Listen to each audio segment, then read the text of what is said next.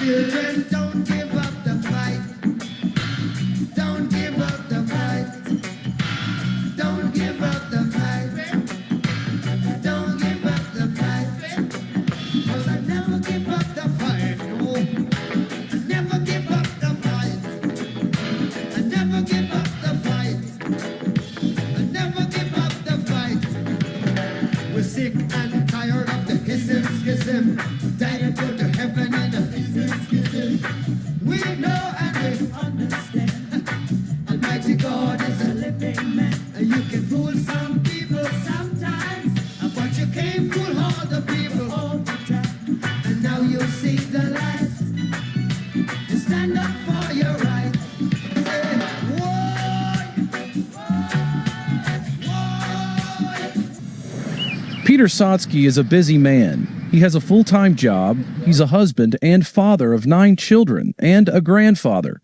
And on top of that, he's running for president of the United States. Do your kids ask, Dad, what are you thinking? Are they excited? You know, throughout their lives, I've always told them, make a difference.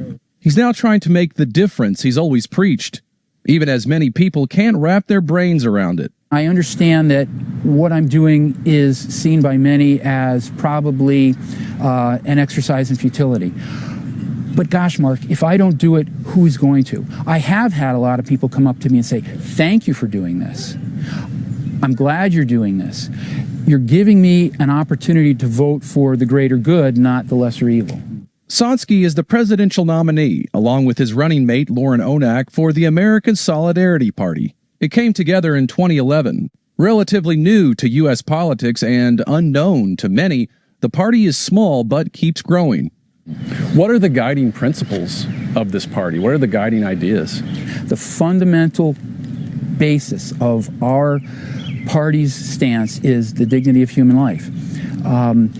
Everything is about human beings. Whatever policy it is it healthcare? Is it the environment? Is it international relations? Is it interstate commerce? Mark, every one of these things boils down to the good of the human person. I'm Randall Terry, Constitution Party candidate for president, and I'm on the ballot this November in 12 states, and it won't hurt Trump.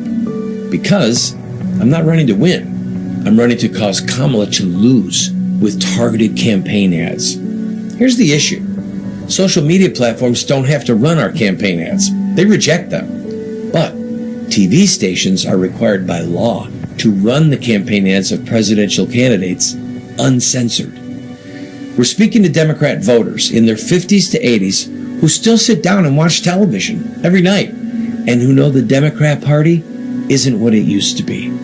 Our ads urge them, stop voting for Democrats who are at war with your children, your family, your faith. If a fraction of them abandon the Democrat Party, Kamala loses the election. Watch the ads and make a donation. Help us run them in swing states so Kamala loses. While the Cold War is ending, another war is now upon us. In this new war, the enemy is not the red flag of communism, but the red ink of our national debt, the red tape of our government bureaucracy. The casualties of this war are counted in lost jobs and lost dreams. As in all wars, the critical issue to winning is leadership. To get my hands dirty, and that's why I'm running for president of the United States. We need someone who's going to get in there, get the job done, and deal with these muck monsters and swamp lurkers once and for all. And as a single father with 2 children that I raised by myself, my number one priority is the education in this country. Of 1929, America suffered the worst financial catastrophe in its history, what was later dubbed the Great Depression. Most of the people who had money in banks lost their money. Many folks jumped out of buildings because of their desperation. Many people lost everything and were driven to stand in local soup lines. Several years into his presidency, President Roosevelt introduced what would later be called the WPA, or Works Progress Administration. This was an emergency measure that allowed good men to work. Many of the good things that we have now are a result of the WPA, including parks and recreation facilities throughout the United States. Many roads and bridges were made. Many community infrastructures, with the guidance of the Army Corps of Engineers, was made ready for a time when there would be a full recovery. At this time, there are hundreds of thousands of homeless throughout the U.S.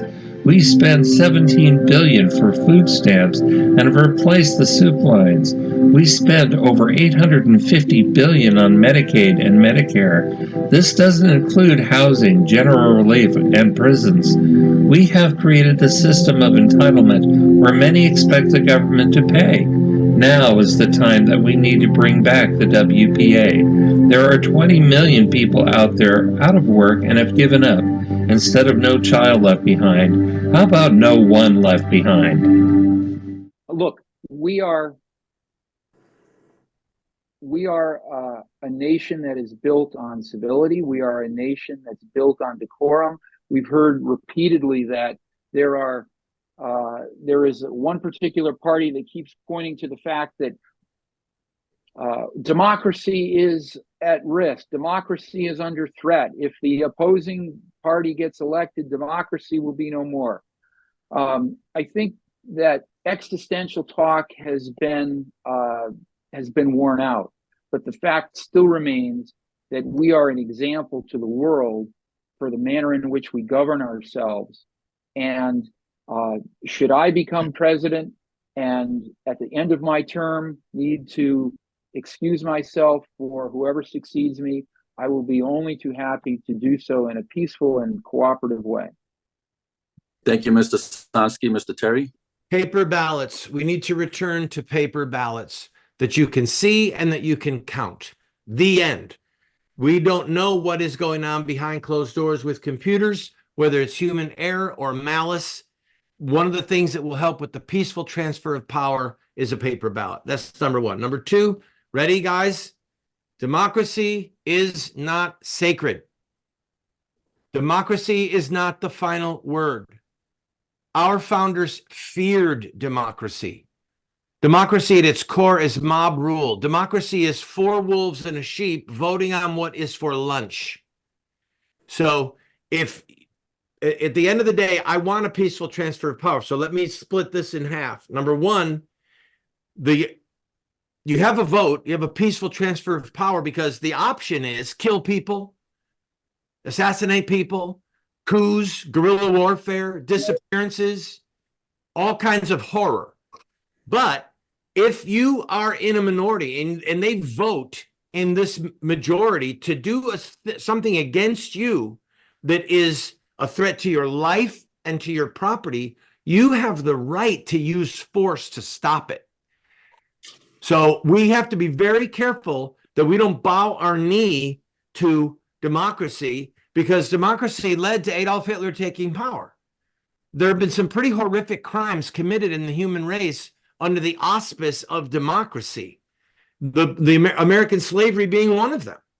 William Lloyd Garrison said that the Constitution was a covenant with hell because it enshrined slavery. And I believe he was right. And that came about democratically. And I believe that the African-American community at that time had the right to physically defend itself against capture, kidnapping, and slavery. So I'm debating. Are you about ready to come home? I'm debating. Are you coming home, darling? Yes, when I'm done. Thank you. Thank you, Mr. Terry.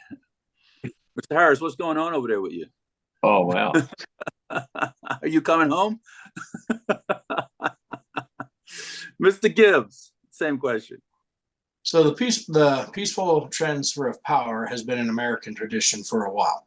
I fully believe that, like Mr. Terry is saying, people cast the vote and they're, and like Mr. Sonski, I'm sorry if I pronounced that wrong, was saying that, I would do anything like them. I would do anything in my power to make sure that that transition was as peaceful as possible. Whether it's me coming in or going out, I would make sure that everything that, was known and that was going on was, up to date with the next person. So yeah, I do believe in the full, peaceful transfer of power. Thank you, Mr. Gibb. The next question, do you believe former President Donald Trump is suppressing the vote? Let's go Mr. Harris on that one first. Mr. Trump is wrong. He is in error in so many ways. The reason why he went bankrupt 6 times was so that he didn't have to pay off his investors.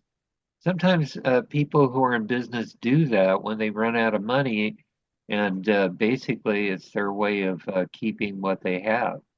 But as far as what Trump has done to the voters, it's lying to their face, smiling to them while lying to them. This is actually the reason why I came into this competition. It's just so that either Biden or Trump would not win. Okay, fortunately Biden's out of there, but still his legacy is living on. They're incorrect.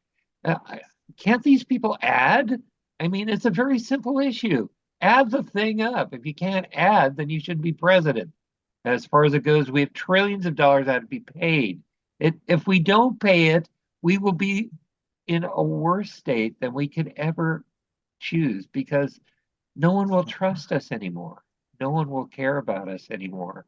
We have to make our word good. Thank you, Mr. Harris. Mr. Sonski? Thank you, Mr. Moderator. Could you repeat the question? Regarding former President Trump, do you feel that he's trying to suppress the vote? I'm not sure of what allegation there is. If this is again referring to the past election or referring to the president election, could I just ask someone for a little more clarity? I want to be fair and accurate in my answer. Agreed. I don't know what we're talking about. What does suppress the vote mean? That means you try and get people to not vote? Yeah. You try to get them to be manipulated.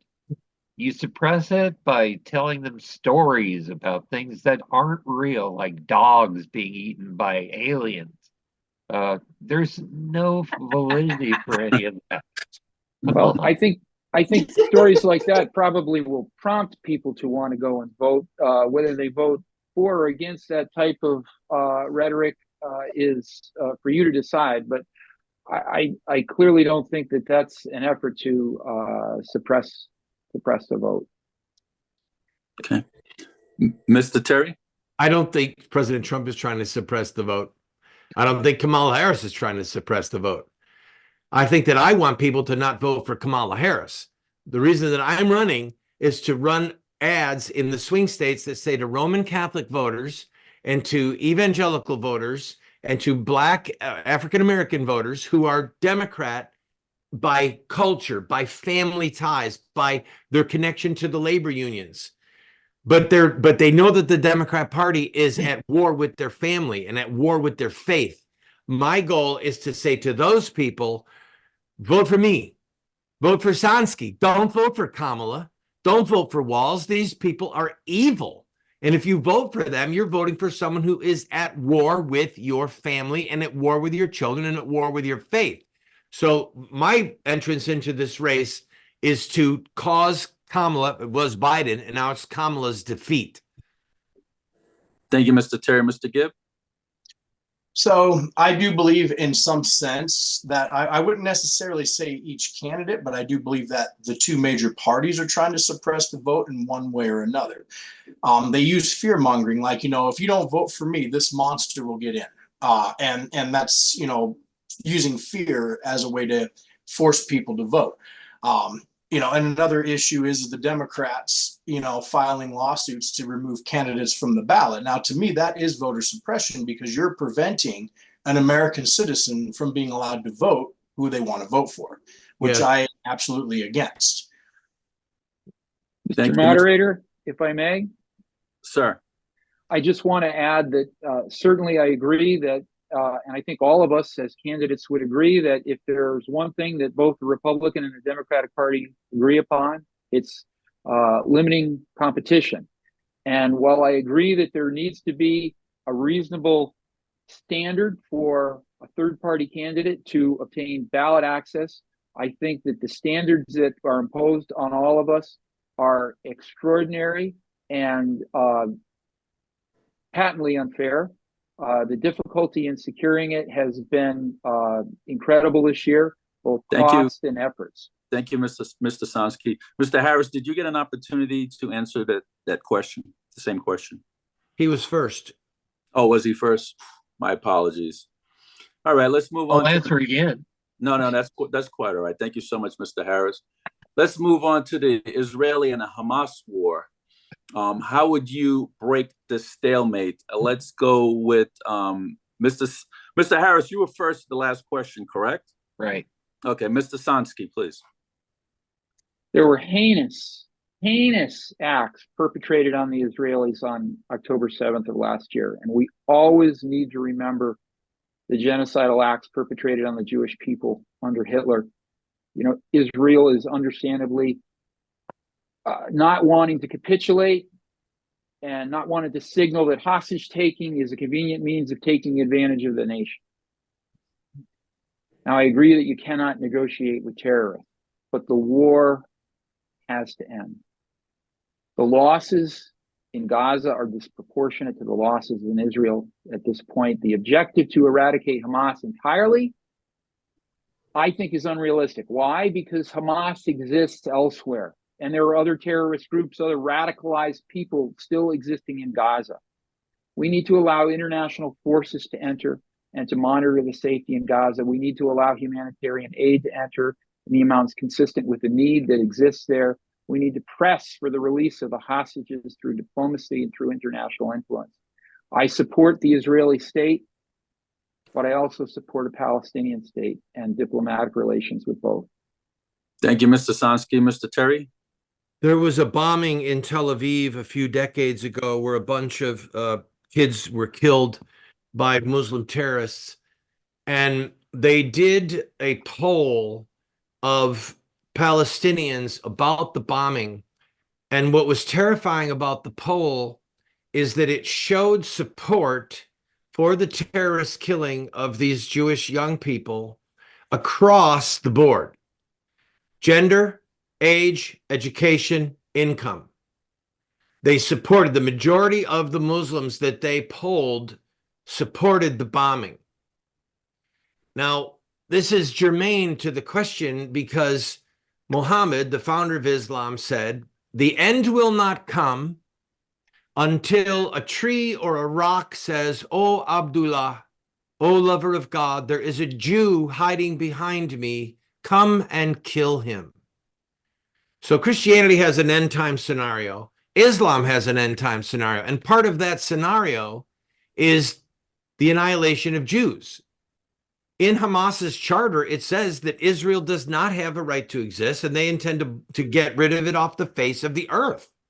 How can you deal with people it'd be like our Constitution saying we are committed to eradicating Mexico, or we're committed to eradicating Canada. I don't even understand how we can't see that. So behind me, what you can't see it because of the way this is my library. My master's degree is from Norwich University, a military school in terrorism, international relations with a concentration in international terrorism. Islamic terrorism is a fountain of evil that springs from the example left by Muhammad and his associates in their lifetime against Jews in particular. And Israel is never going to be able to see an end of it unless they either kill the leaders of Hamas and then look to the people and say, stop sheltering them. Thank you, Mr. Terry. Mr. Gibb? So I personally, number one, first and foremost, I will always stand by our allies. That's, a dead given right there.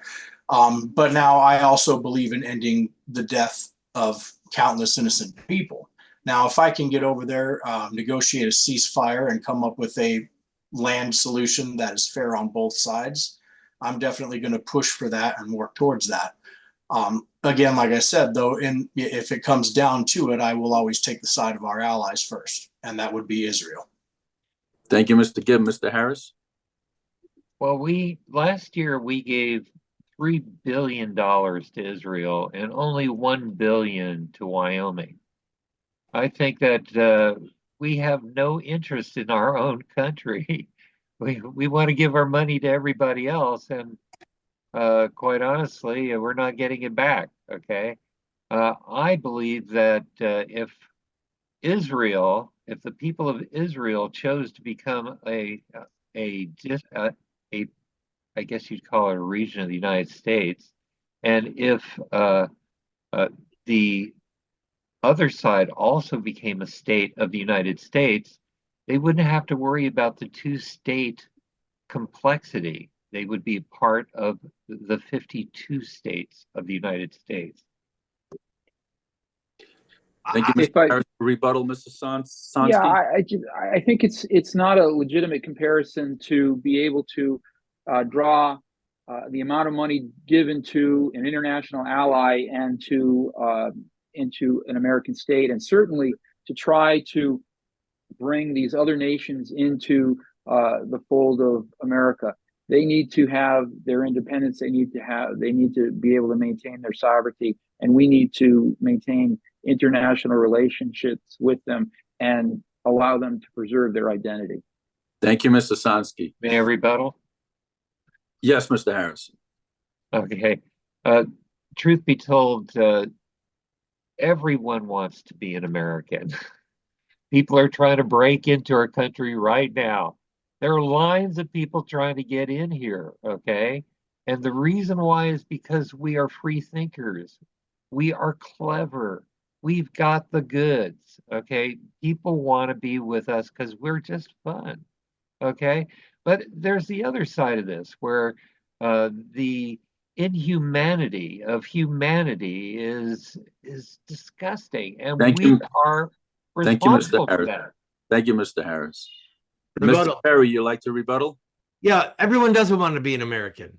I've been to Italy, I've been to France, I've been to Scotland, I've been to England. They do not want to be Americans.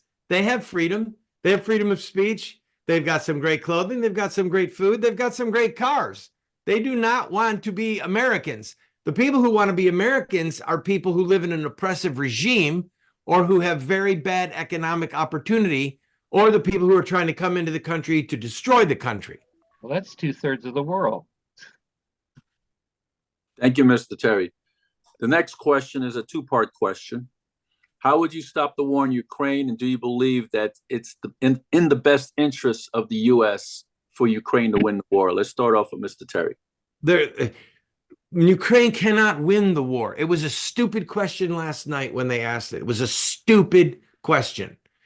You can have a ceasefire, you can have some type of a peace treaty, but in our interest, the arrogance of the question was staggering to me. In our interest, our interest, and we're going to look around the world, we are right now playing with fire. President Trump was spot on. Russia has 5,000 nuclear weapons. They have the largest nuclear armament on the planet. And some of them are aimed at us. Some of them are aimed at Europe. Some of them are aimed at Ukraine. And if God only knows what can happen if the morons in the White House continue to push Russia toward war.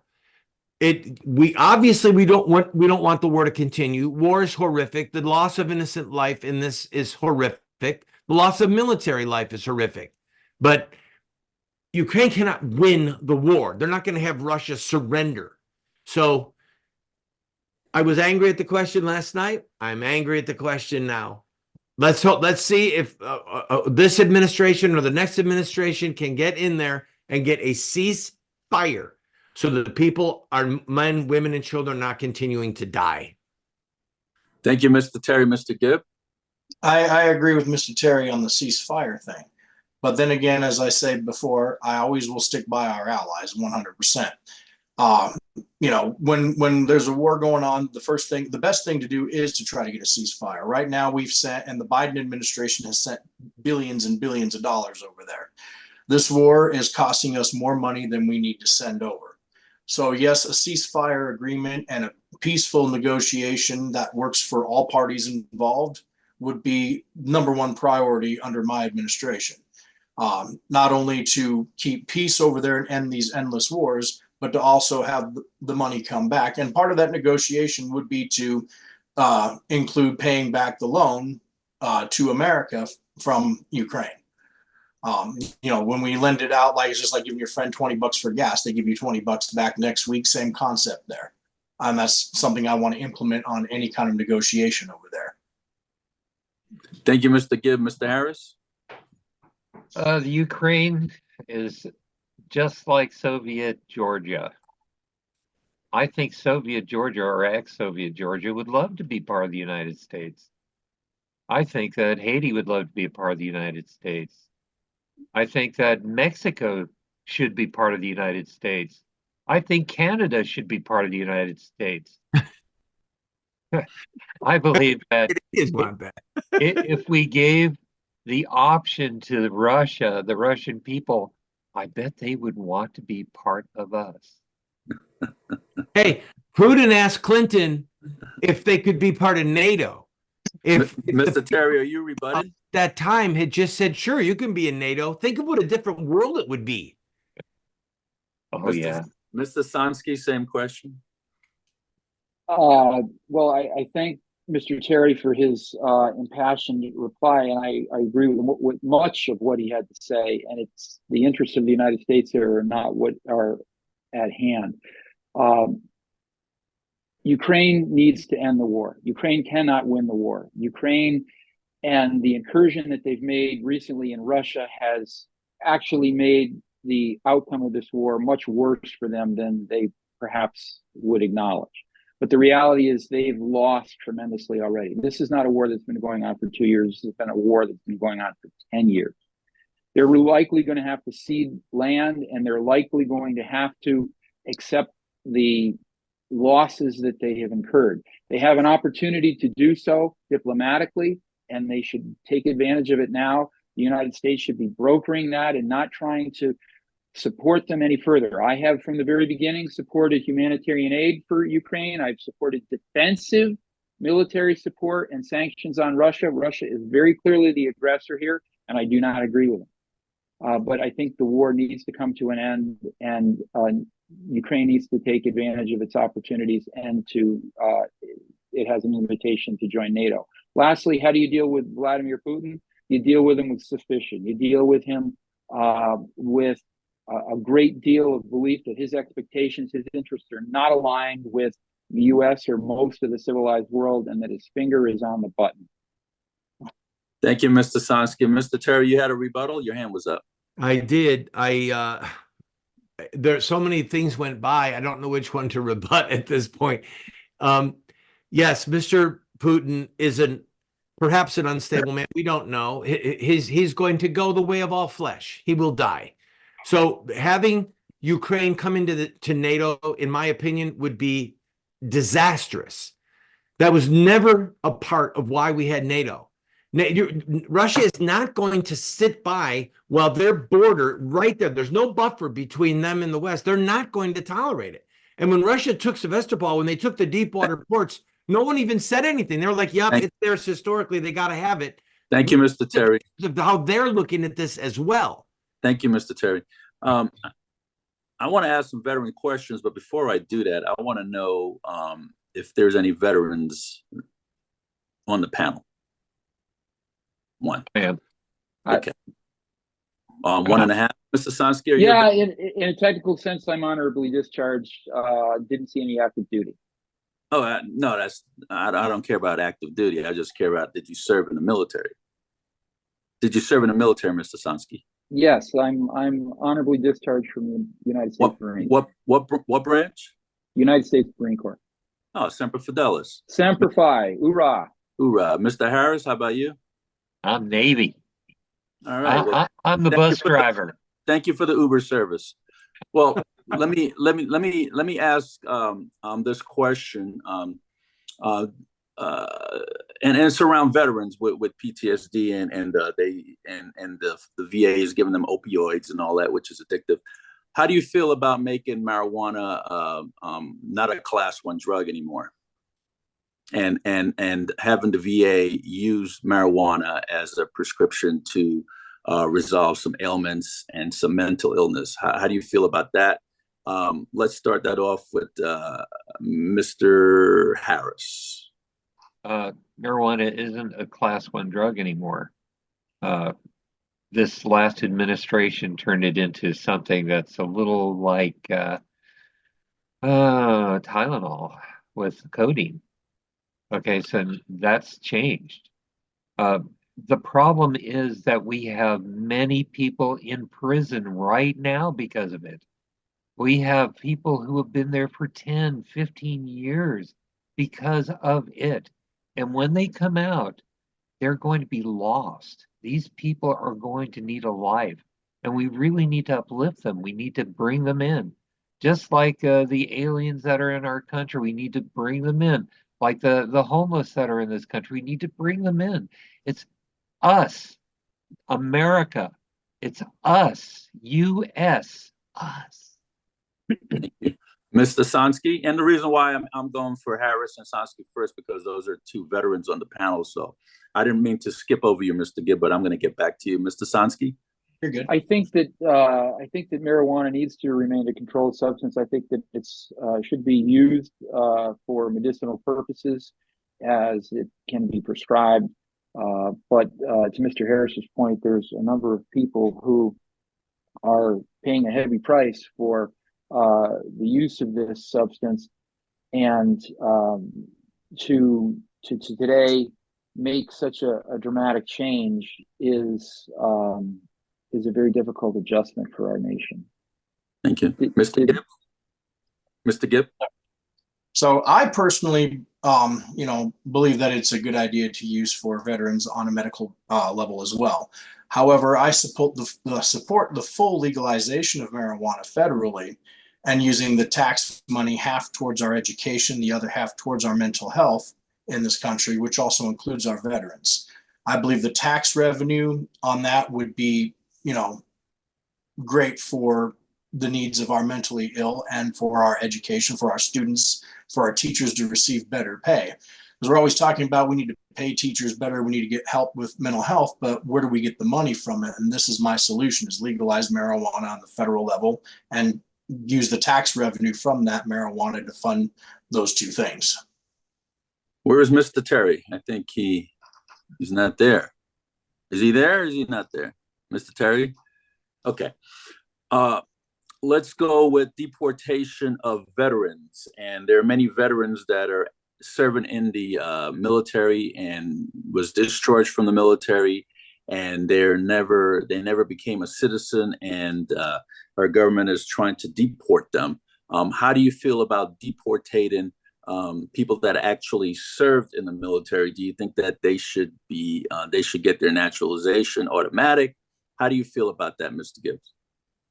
I feel 100% that they should be given naturalization automatic. They serve this country with honor, and with that should be a reward for that. Mr. Sonski? Yeah, anyone who has served the nation honorably in the armed forces ought to be given citizenship or an easy path to citizenship. They should not be deported. Mr. Harris?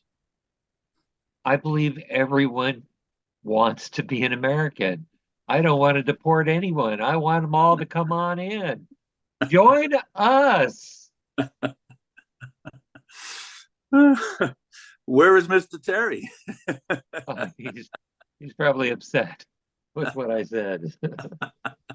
He left and joined back in. The last thing it says here says Randall Terry joined as a guest, so I think he's here somewhere. Okay.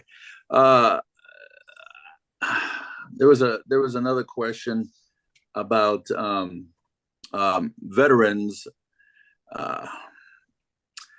When veterans get released from active duty, there is nothing in place to let them know about their disability benefits or help um, interact them into civilian society. Do you have any idea how you would help veterans get back into the civilian world after being in the military? Let's start off with you, Mr. Harris. Well, here we go with the WPA again. I think it's probably the only institution that we could probably put together to help all the people that have these problems. When you leave a institutional organization and you've been into it for a number of years, you're kind of skewed that way. You'll never be quite the same person again. And when these people are suffering the way that they are, you have to open up and let them in. That's the only way we can bring America together. Okay, all of us. Mr. Sonski? It's an interesting question because I hadn't thought about the need before. There's countless organizations out there that have better opportunities to integrate and onboard their members into services. It's embarrassing that our American military can't do it. The USO comes to mind as an existing agency that's always been concerned with the morale and the welfare of our soldiers. I can't see why that couldn't be tapped as a potential organization to help with that task. But the VA clearly has a role and responsibility to play. And if they're falling down on the job, then we need new leadership in the VA. Mr. Gibb? I agree with him on the new leadership in the VA if needed. I believe that, when they're discharged, whoever's, facilitating that should also be required to inform them of, resources and stuff like that they need before going back out to the civilian world. It's horrible that they don't. And I do believe that they need to definitely have somebody there that says, hey, you know what, this is a list of resources. This is what's available to you. This is who you contact. This is how the hours that you can contact them, stuff of that nature. Also, I think that the VAs need to be a lot more transparent with what's available for our veterans as well. Okay. Many states currently have Veterans Court, and Veterans Court is used to treat the veteran instead of incarcerating them when something goes awry, when they break the law. How do you feel about making Veterans Court a national? That way, every single state has Veterans Court, every single municipality has Veterans Court to help treat the veteran instead of incarcerating the veteran. How do you feel about that, Mr. Sonski? Very much like I talked about having a universal law of the land for abortion. I think that this is a matter that has to be consistent throughout all of the United States. We're talking about men and women who have served from all 50 states, and that there should be a standard in one state and not a standard in another state is absurd. Mr. Gibb? Can I have you repeat that real quick? I kind of cut out my internet with the question. Well, Mr. Terry, if you're hearing me, your microphone is muted, so I don't know if you're hearing us. If you could unmute that. Because it looks like Mr. Terry is on as a guest right now. Mr. Gibb, the question is, how do you feel about having a universal Veterans Court, which probably the best way to put it, instead of incarcerating a veteran to treat them for whatever ailment? If a veteran shows up in court with a DUI, you probably want to put them in drug and alcohol rehabilitation instead of locking them up. If a veteran has some type of anger problem, had some type of assault and battery at a bar, you probably want to put them in anger management and have some mental courses instead of locking them up. How do you feel about that? I do agree with that. And, with the whole idea of the federalizing marijuana for, mental health reasons, I think that could go and can help contribute to that as well. I full-heartedly support our veterans, when it comes to that, because some of the things they go through are not things that I would wish on my worst enemy. And that's why I think these people are the most honorable people out there. We need to be able to give them the mental help that they need. So I fully support that type of court system for them and getting them the help that they need so that they can, integrate back into society successfully. Thank you, Mr. Gibb. Mr. Harris? There seems to be several problems that all are related. There seems to be a lot of fraud with Medicaid. There seems to be a lot of fraud with Medicare. And if you've ever seen the VA, if you've ever gone to the VA, you'll see that's messed up. Now we need to restructure these hospital plans so that they can go to any hospital and get help. This will reduce the costs for the hospital's emergency room, because if these people don't have medical care, it's all on the hospital to pay for it. We need to make the VA as clean and as robust as any institution that will help anybody who needs health care. Thank Can you, you guys hear me? Mr. Terry? Yeah, Chuck, we can hear you. Yeah, I we hear you. apologize. I'm so sorry. My computer died. I didn't realize it was unplugged, and all of a sudden the screen went dark. So I plugged it back in, and I've been trying since then to get back in the meeting and to get back in my chair with my itty bitty body down there, and it wouldn't work. But look, I'm at the grown-up table. I got a great big body. Yeah, but we can't see you. I have my video on. Here, And let I me have help you. I'm up in the area where Okay. How about that? well, I see the moderator. I apologize, everyone. There you are. Please forgive me. Your I see you up there. camera's All right, we're moving all around now. There we go. We got you. All right, I'm so sorry. My That's goodness. It happened. So unprofessional. When I grow up, I want to learn how to use Zoom. Oh, look, there we are. Let me put something underneath my computer, make it a little higher. So, Mr. Terry, did you hear the last question about a veterans court, a federal veterans court in every single municipality to help veterans get the proper treatment that they need instead of incarceration? How do you feel about that? Well, again, I did not hear everyone's response. If it'll help the veterans, then let's do it. I don't know why we're talking about getting help at a veterans hospital versus incarceration. That's like two extremes on either end of the spectrum. Are we talking about people that are suicidal? Are we talking about people that are committing crimes because of PTSD? What are we talking about? That's exactly what we're talking about. People that are committing crimes because of post-traumatic stress disorder or because of whatever it might be. That they got into a bar fight, let's say, and now they're being arrested for assault and battery, and heavy charges are being fined against them. And they're looking at 3 months in jail, just say, for example. How do you feel about treating them as far as giving them some type of mental help to de-escalate them instead of incarcerating them? Well, this is a question that's been asked across the board.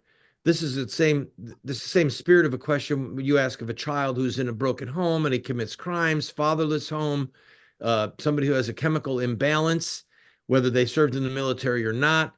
Hard cases make bad law. So if we're looking for reasons to mitigate, then let a judge discern if there's reasons to mitigate. Again, I don't know if I would be hesitant to say that we're going to create some special area of law for people who are ex-military to mitigate punishment for crimes that they commit if they can say, oh, I'm suffering from PTSD.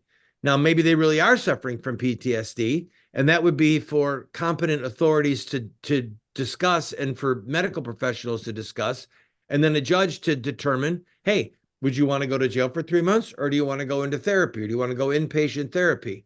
I would say that the laws already exist for that type of thing to happen. But I'm not familiar with the proposals that are being made dealing with exactly this. And I don't remember that being asked by the Harris, or in the Harris/Trump debate. It wasn't. I just Oh, brought. so this is an ambush question. Oh, yeah. We were supposed to Third only one ask the in. questions that we heard the other night. Well, my Navy and my Marine veteran and Mr. Truck Driver over there don't believe it's an ambush question. I didn't study for this test. You're the only one that believes it's an ambush question. Well, we're getting to our closing statements now, and I wanted to thank all four of you for coming on and participating in this U.S. presidential debate. Let's start off with Mr. Gibbs, your closing statements, sir. So first off, I want to thank everybody here for the debate tonight. You guys are awesome. And I want to let everybody know that's watching, if you're interested in what we're saying, check out reformparty.org, Gibb Jones 24 on Facebook. And when this is all said and done with, I encourage everybody to come back together as Americans and unite as one country once again. Thank you, sir. Mr. Harris. I believe in our country. I believe that it is the best place to be. It is the most exciting place to live. It is the most beautiful place. It is the most wonderful relationship with humans that has ever existed on this planet. I think that if we all pool together as the third party, we could actually make a difference in this very election. They're so afraid of us, it's almost laughable. The truth be told, if we really pushed our way, we could push all the way to the White House right now. And I believe that if anybody is watching this that feels that they don't have a choice in this election, look around. There are a few choices right here, really good choices. Okay.